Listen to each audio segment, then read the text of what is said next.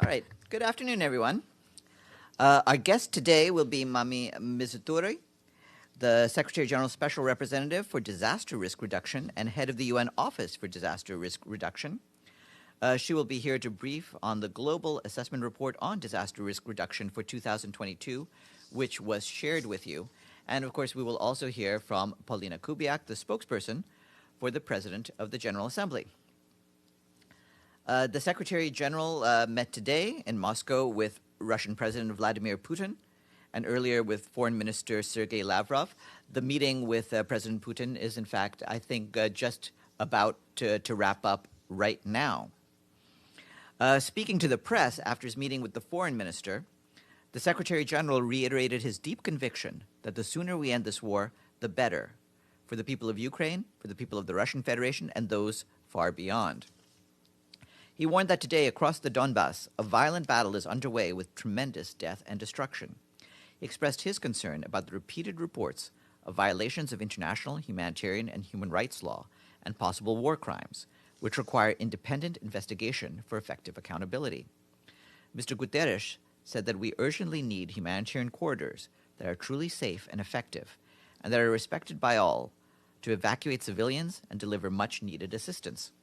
To that end, he has proposed the establishment of a humanitarian contact group, bringing together the Russian Federation, Ukraine, and the United Nations to look for opportunities for the opening of safe corridors with local cessations of hostilities and to guarantee that they are actually effective. The Secretary General said that the United Nations is ready to fully mobilize its human and logistical resources to help save lives in Mariupol. He said his proposal is for a coordinated work of the United Nations, the International Committee of the Red Cross, and the Ukrainian and Russian Federation forces to enable the safe evacuation of those civilians who want to leave, both inside the Azovstal plant in the city, in any direction they choose, and to deliver the humanitarian aid required.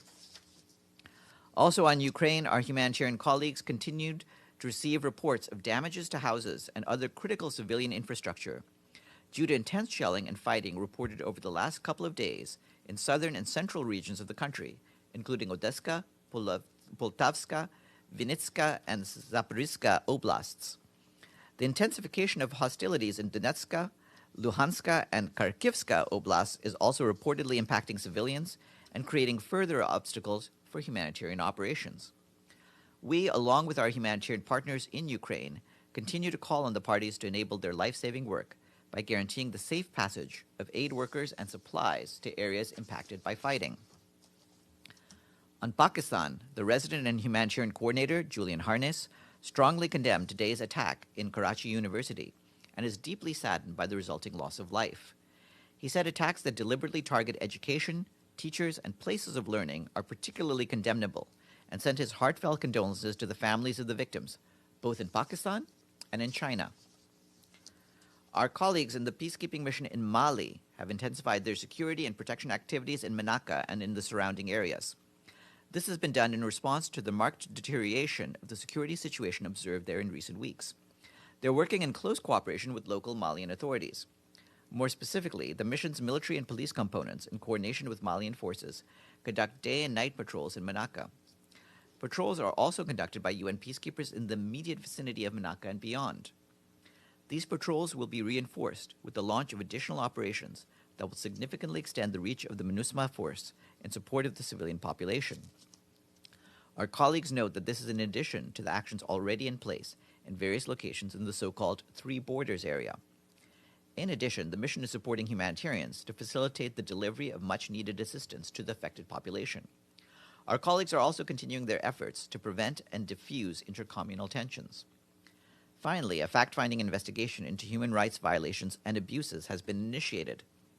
The abuses perpetrated against the civilian population will be documented and the related report made public. The aim is to identify the perpetrators and facilitate their prosecution. The mission reiterates its condemnation of the abuses committed against civilians, as well as the destruction of their property and livelihoods. They say the current developments in the Menaka region highlight not only the need for a stronger state presence through the acceleration of the implementation of the peace agreement, but also the need to strengthen cross-border cooperation, given the regional nature of the security challenges facing the Sahel. We have received a clarification from our peacekeeping mission in Western Sahara, MINURSO, regarding a number of reports in Moroccan media outlets suggesting that Special Representative Alexander Vanko stated that an airstrike had hit a Frente Polisario convoy of vehicles that was transporting armaments. The Special Representative did not say this. MINURSO was able to visit the site of the alleged attack on the 13th of April and found 3 vehicles, 2 trucks and 1 light vehicle, that appeared to have been hit by air-delivered munitions. MINURSO could not independently confirm if there were casualties in the incident. This information was duly reported to the Security Council on the 20th of April. Geir Peterson, the Special Envoy for Syria, will brief the Security Council this afternoon on the situation in that country. He'll be speaking by VTC from Geneva. Joyce Msuya, the Assistant Secretary General for Humanitarian Affairs, is also scheduled to brief on the humanitarian situation in Syria. From Comoros, our UN team, led by Resident Coordinator Francois Batelengaya, supported the delivery of the first batch of over 108,000 doses of COVID-19 vaccines donated by the government of the United States through COVAX. This shipment will help authorities fully vaccinate more than 54,000 people between the ages of 12 and 17. Ahead of this arrival, UNICEF and the World Bank provided health authorities with ultra-cold chain freezers for the safe storage of vaccines. The UN is also working on risk communication and community engagement aimed at parents and teenagers. More than 300,000 people in the country are fully vaccinated. That's 37% of the population. The country is now aiming to reach 60% through this new vaccination effort, which is focusing on adolescents. The UN Environment Programme today released a report which says that sand must be recognized as a strategic resource, and its extraction and use need to be rethought. UNEP said that sand is the world's second most exploited resource, with 50 billion tons of sand and gravel being used each year. The report warns that extracting sand from rivers and coastal or marine ecosystems can lead to erosion, salination of aquifers, loss of protection against storm surges, and impacts on biodiversity. This poses a threat to livelihoods through water supply, food production, fisheries, or to the tourism industry. The report calls on governments, industries, and consumers to price sand in a way that recognizes its true social and environmental value, and for the development of an international standard on how sand is extracted from the marine environment. More information on the report is online. And I just want to flag that today is the International Chernobyl Disaster Remembrance Day, and today is also World Intellectual Property Day. This year's theme focuses on intellectual property and youth innovating for a better future. Our colleagues of the UN Outreach Program on the Holocaust want to invite you to a book signing and discussion with Menachem Z. Rosensaft, author of Poems Born in Bergen-Belsen. He will be at the UN Bookshop tomorrow at 1 p.m. Menachem Rosensaft was born in 1948 in a camp for displaced people established near the Nazi concentration camp of Bergen-Belsen in Germany. He's the founding chairman of the International Network of Children of Jewish Holocaust Survivors and serves as the General Counsel and Associate Executive Vice President of the World Jewish Congress.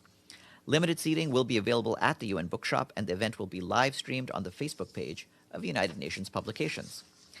And last, I'd like to thank our friends in London who have paid their regular budget dues in full. Yes, we thank them very much indeed, and the UK's contribution takes us to an even 88 member states that are fully paid up. And that is it for me. Any questions before we go to our guest? Yes, Edie.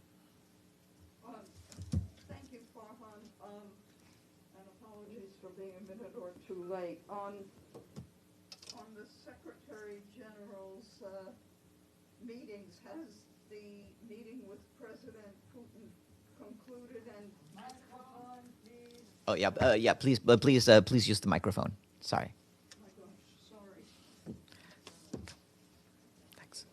Apologies.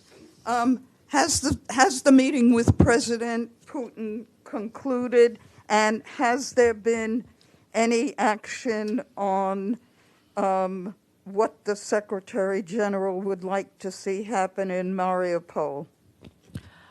Well, you've seen from his press encounter what the Secretary General says is the plan. He is discussing it further. The meeting with President Putin was wrapping up just as I was coming into this room. It should have ended by now. It seems to have lasted for about an hour or so. But of course, the point will be to take this further, both with our Russian interlocutors and of course with Ukraine in the coming days. can we get a readout on the outcome of the meeting with President Putin, which, even though we all know some of us know Foreign Minister Lavrov, obviously that was an important lunch, but the meeting with President Putin was the most important meeting. Yeah. Oh, and before I forget, I have to add one more thing. At 1:30 p.m., there will be a hybrid briefing here on the forthcoming 55th session of the UN Commission on Population and Development. Speakers will include Ambassador Enrique Manalo, the permanent representative of the Philippines to the United Nations, and chair of the 55th session of the Commission on Population and Development. Now, getting back to your question, we'll see what further details we can get from this meeting.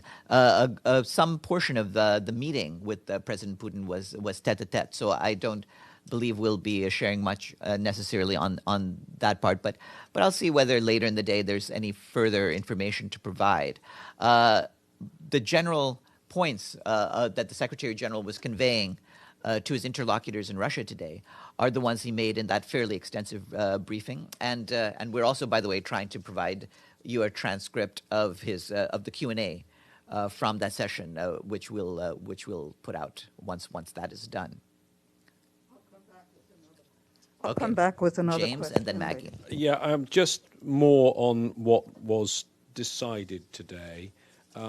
So that's, I mean, the Secretary General laid out the UN's position pretty clearly and pretty strongly. I get that. But in terms of the new things, a humanitarian contact group and a specific effort with the ICRC on Mariupol with the two sides. Do we have to wait for Thursdays, given the urgency of the Mariupol meeting, do we have to wait for the meeting with President Zelensky for that Mariupol initiative to start? Or are UN officials, because I know you've got lots of people in Ukraine, are they already trying to join that up? We'll start the work on the ground as soon as we can. It is important to get this moving as quickly as we can. So that is what we will proceed to do. And how can you give us any more on the next steps on that Mariupol initiative? Are the UN going to arrange convoys? At this point, no. At this point, the idea is to work out the relevant arrangements with the sides. We'll have to see whether the forces on both sides are willing to coordinate with us on these two proposals, but we are taking them forward now, and we'll see where we can go with that. Is the idea that the operation to try and get these people out might happen while the Secretary General's in Ukraine on Thursday? It's a little bit too soon to tell. Right now, what we're trying to, like I said, to work with the parties. It will depend on the sort of cooperation we get on specific arrangements. Maggie and then Pam. So I didn't catch the entire press conference this morning with the SG and Lavrov, but I didn't hear any particular acceptance from the Russian side of the SG's proposal. Was it clearly accepted? That's really a question for the Russians rather than for us. These are things that we are presenting. We're certainly trying to do what we can to get them accepted by the parties. We'll have to see how it is received by each of the sides. As I said at the start of this meeting, the Secretary General was meeting it seems like roughly about an hour or so with President Putin. That meeting is wrapping up right now, and I'll have to see whether there's anything further that can be shared once that's done. And then on that meeting, can you just give us a little idea? You said some of it is tete-a-tete. So is the other part of it with his aides, SG's aides and Putin's aides, and who went with the SG besides, I assume, Rosemary DiCarlo? Who else? Who's there from the UN side? Part of it was just the Secretary General being involved, and then on the other side, on our side, for the other portion was the Secretary General and his chef de cabinet. Yes, Pam. Thank you, Farhan. One follow-up on Edie's question. Is there any expectation that there will be a press availability by the President Putin? No. And the feed that came out of the Kremlin was only in Russian. There was some of the Secretary General going in. If there's any way to get that from the UN translated or... Well, certainly, we have, and we've been sharing on clips of the Secretary General's Yes. remarks, which were in English. I don't know whether we'll be able to provide Foreign Minister Lavrov's remarks under translation. No, I but mean but going into the meeting with President Putin. no, I don't believe don't we have have any. access to that particular feed. All right. And is it possible to get the Secretary General on some kind of a press conference Zoom with all of us between Moscow and Kyiv? Well, I think that's certainly something I can share with Stefan, who's traveling with him. Yeah, and you But, also said But you I might think it's much more update likely that he would be able to speak after all of his visits Meetings. are completed. Okay, and where's the stop? You said you might be able to explain between Yeah. Moscow and Kyiv if Yes. it's Moldova or Poland. No, or anything? he will be going tonight to Poland, to Rzeszów, which is Rzeszzow, and from there he will go onwards to Ukraine tomorrow. Okay. And is that it for questions? Okay. Okay. All right. There was this bizarre lull in the room, and I did not expect that. Okay. Alan. Thank you, Farhan. Did you get any updates regarding the situation in Transnistria, please? We're checking. Of course, we are concerned about the overall situation in the region, and we want to make sure that everything is done to lower tensions throughout. This is one of the points that the Secretary General, in fact, made in his press remarks today. But there's nothing specific to say about the situation in Transnistria right now. We know that there has been tensions, and we want all of the involved governments to do what they can to keep the sort of tensions that have occurred in Ukraine from expanding outwards. Dulcie, and then we'll go back to another round. Yeah, if you could just clarify again. So he had a meeting with Putin for about an hour. You think it's just about wrapping up? Yeah. Yes. Okay. As I was coming in here, it was to be ending. Okay. It may still be going on, but I have no idea. And that's in Moscow? That is indeed. Okay, and then you said it was partly held one-on-one. Yes, part of it was one-on-one. And partly with Guterres. Partly with Courtney Rattray, who was the chef de cabinet. And who was on Putin's side? You'd have to ask the Russians. Okay, so then you said he's flying to Poland tonight. Yes, to Okay. Rzeszów. To where? Rzeszów. Okay, and with the UN entourage he went to Moscow with? Yeah, he and his team are traveling to Poland, and from there they will travel onwards. And why did he pick Ukraine. this particular town in Poland? It's logistics. The whole point is he is trying to visit both Russia and Ukraine in the easiest possible way.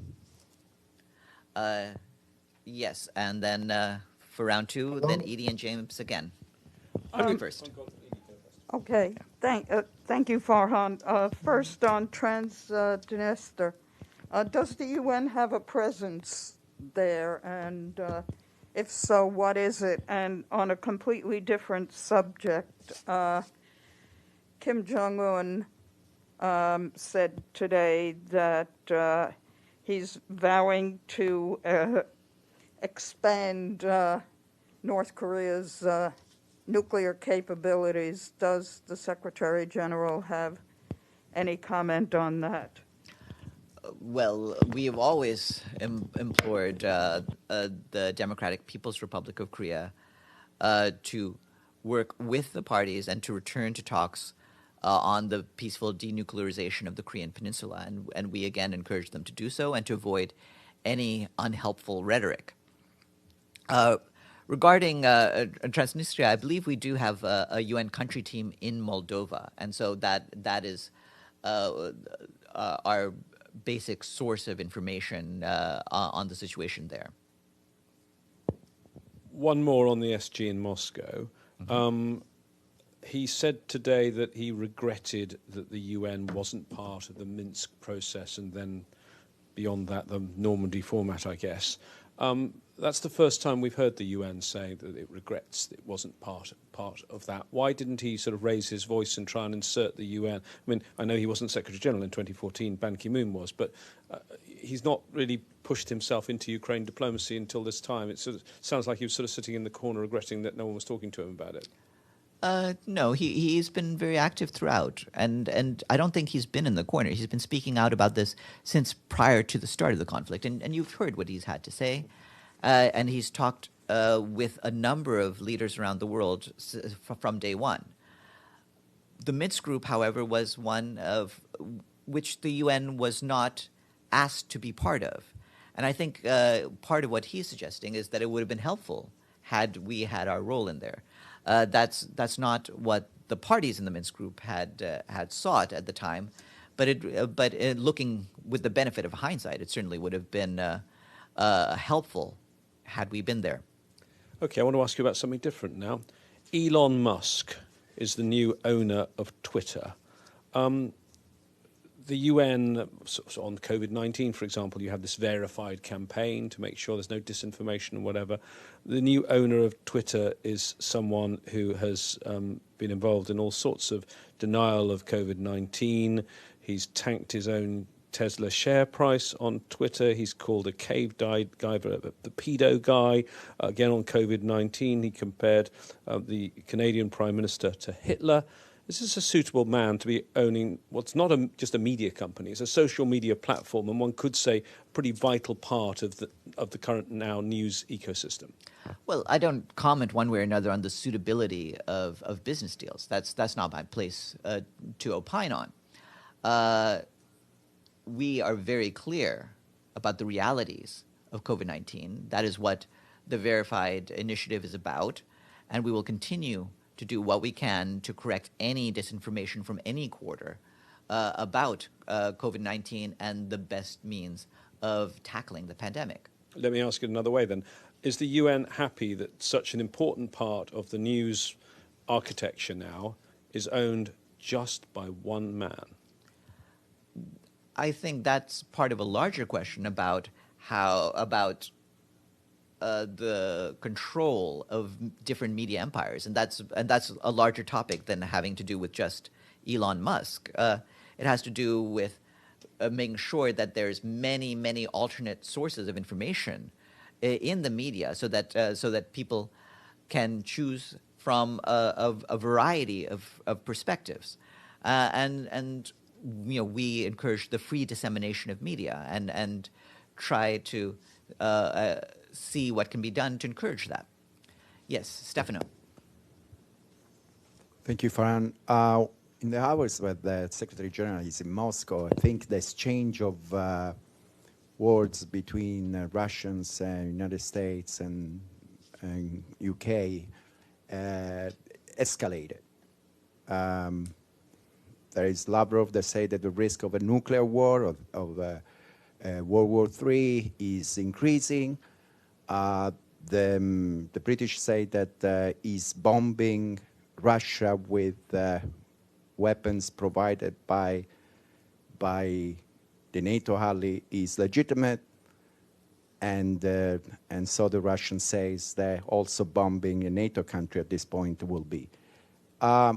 What is the I mean, I know that the meeting with Putin was just in these hours, but what was the reaction of the Secretary General in Moscow when he was there, when he heard these phrases of Third World War and nuclear exchange? Well, I'd again just refer you to what the Secretary General has been saying and to his press remarks today, which are fairly clear in what his concerns are about this. But overall, the basic point is we want to see a de-escalation. We want to see a military de-escalation, but we also want to see a de-escalation in rhetoric. We want to make sure that no actions are taken that raise tensions in an already extremely tense atmosphere. Iftikhar.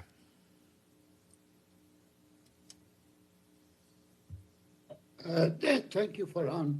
You read out the statement from resident coordinator in Pakistan, UN resident coordinator in Pakistan, on the terrorist attack in Karachi. But do you have a reaction from the Secretary General?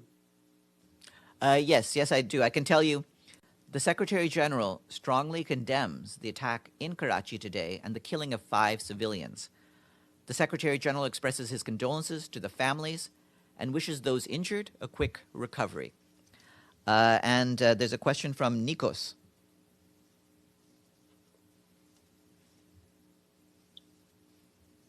Hi, Farhan. Thank you so much. My question is regarding the Secretary General visit to Turkey. Yesterday, the Secretary General visited Turkey, an invader to Cyprus since 1974 with 200 refugees, in order to discuss about another invader, Russia. Did the Secretary General discuss this to bring it to President Erdogan's attention during their meeting? Because here we're talking about 2 invaders, and he visited an invader yesterday. How would you respond to that? Cyprus and the invasion there? We provided a detailed readout of the Secretary General's meeting with President Erdogan, and I would just refer you to the details of that readout. Regarding our position on Cyprus, there is nothing there. That's what I'm asking. Regarding our position on Cyprus, that's well known, and as you know, we continue to work with the parties trying to have a resolution of the situation in Cyprus. That is as much as I would have to say on that. Can you please repeat, because there was some description, please? What? Could you repeat it, Farhan, because there was some problem with the noise. Could you kindly repeat your answer? Sorry about that. I just said the details of the meeting were contained in the readout, and our position on Cyprus is clear, and we continue to work with the parties for a resolution of the situation on Cyprus. After that, Chris from CBC.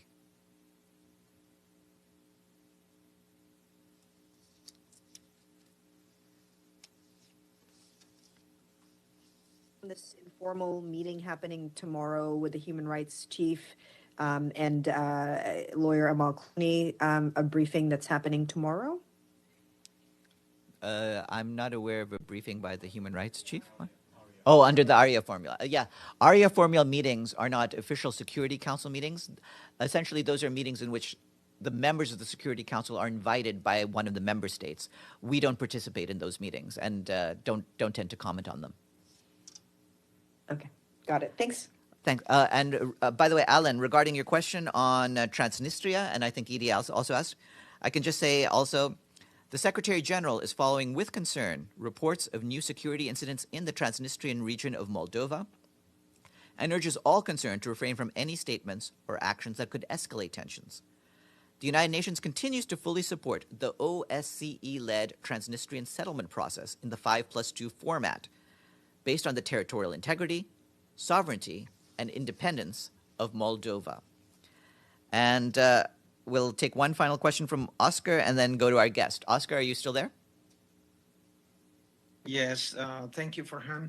Yes, Farhan, my question is on these meetings that Secretary General is already having with President Vladimir Putin and the Secretary of State of Russia. He has in his agenda to talk about as well the situation of the civilian that has been displaced against the will, and what is the situation with them, what's going on, and about numbers, how many children, women, elder people, what's the situation with those civilians? If is that in discuss with President Putin or either Secretary of State of Russia? We've been discussing throughout, both at the Secretary General's levels and indeed at all levels, our concerns about the situations of civilians trapped in the fighting, and we're continuing to take that forward. All right, and with that, let us go to our guest. 1 second, please.